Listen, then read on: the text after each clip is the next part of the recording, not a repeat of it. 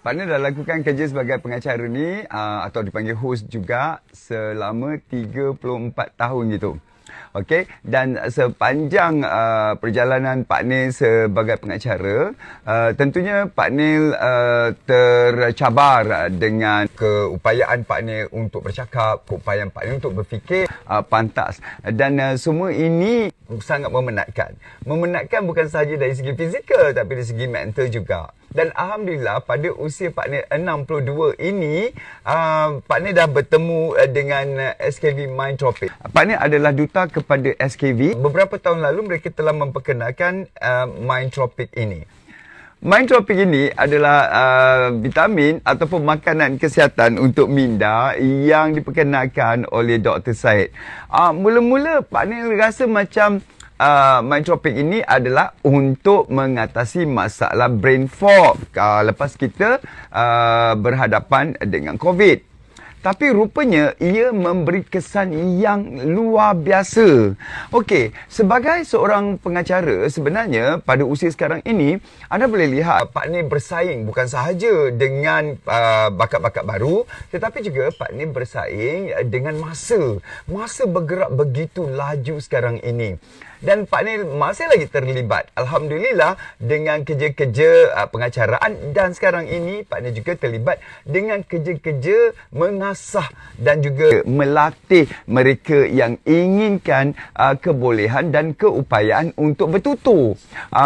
Bukan sahaja oleh pengacara-pengacara tetapi juga oleh masyarakat ramai. Antara masyarakat ramainya adalah seperti korporat. Pak Nil sebenarnya diberikan tanggungjawab untuk melatih mereka supaya mereka mempunyai keupayaan untuk bertutur.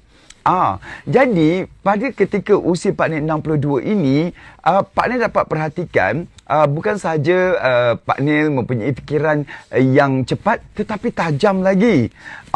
Ini yang kita paling takut bila kita beransur dan mengorak langkah ke usia tua.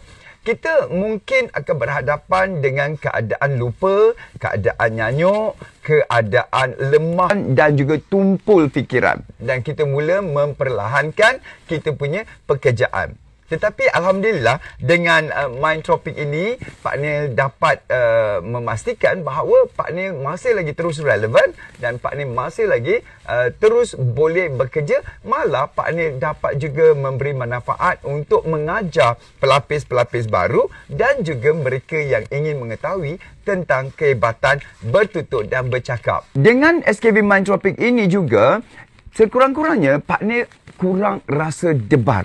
Memang kalau kita nak buat sesuatu persembahan, kita ada rasa debar itu. Adakah itu anxiety? Mungkin juga ketakutan berhadapan dengan orang ramai. Walaupun Pak Nil dah melalui kerja ini bertahun-tahun, tapi rasa debar itu tetap ada. Cuma sama ada banyak atau sikit dan kita boleh kawal atau tidak.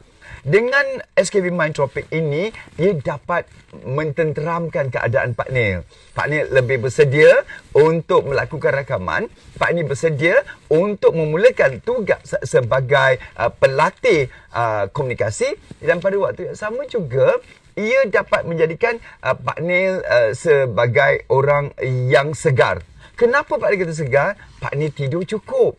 Malam, Pak Nil tidur tidak lagi terjaga-jaga. Dan senang untuk lelap mata.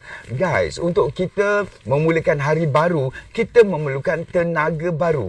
Tenaga baru kita adalah tenaga yang tidak penat. Tenaga yang tidak lesu.